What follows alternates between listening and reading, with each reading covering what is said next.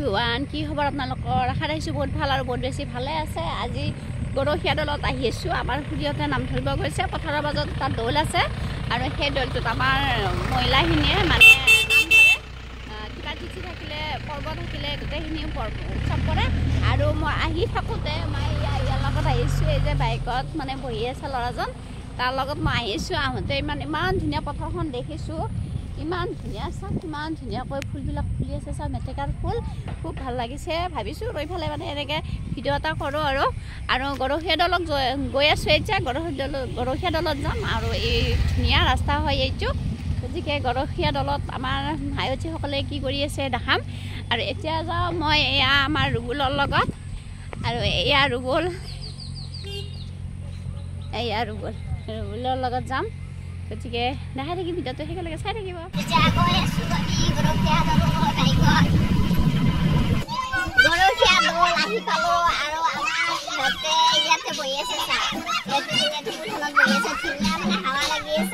পথাৰৰ মানে original fresh হাৱাটো লাগি আছে। গোটেইকেইজনী বহি আছে, যায়ে হয় আৰু এয়া ধুনীয়া গাঁও, এখন ধুনবাৰী, ইমান ধুনীয়া গাঁৱৰ পৰিৱেশ।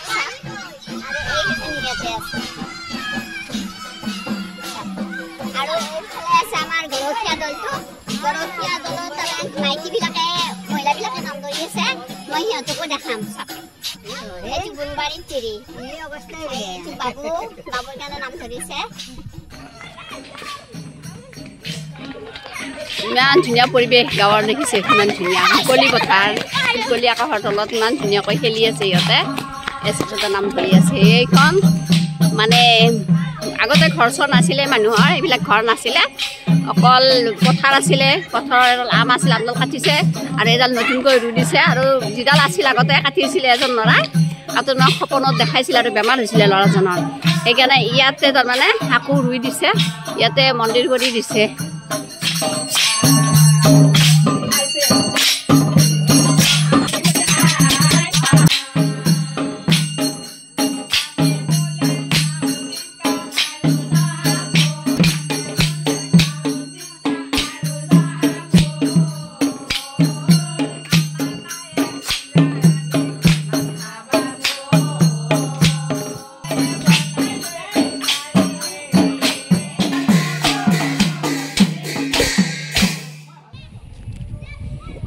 আজিকালি ইয়াতে মানুহে মানে ঘৰ বনাইছে, ঠায়ে নাই। ইমান ধুনীয়া ঠাই, মানে আগতে ৰাস্তাটোত পানী উঠিছিলে, বানপানী বৰষুণ এজাক দিলে তাৰমানে বানপানী ইমান হয়, মানে মানুহ আহিব নোৱাৰে। এতিয়া ৰাস্তা ঘাটবিলাক বহুত হৈছে আৰু চাক পাকা ৰাস্তা, ওখ হৈছে ৰাস্তাটো।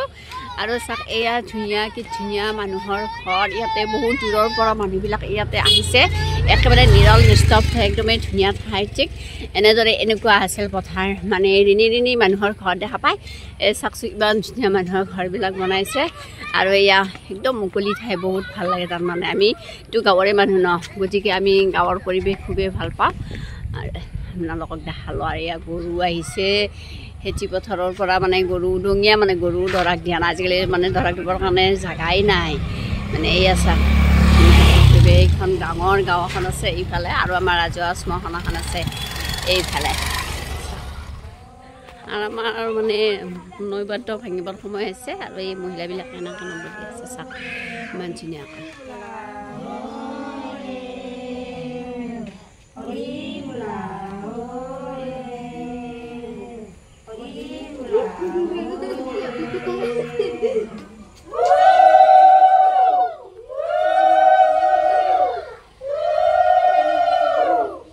আয়তীসকলৰ নামৰ এয়া গৰখীয়া ল'ৰাবিলাকক মাতি আনি ইয়াতে কিছুমান নিয়ম কৰিলে, আৰু যিহেতুকে বিনা নিমন্ত্ৰণে ইহঁতক লগ পালে খুব ভাগ্যখন ভাল বুলি ক'ব লাগিব। গতিকে প্ৰসাদ চসাদ খাই আমো খালোঁ, সিহঁতকো দিলে। এতিয়া ঘৰলৈ বুলি যাত্ৰা কৰিছোঁ।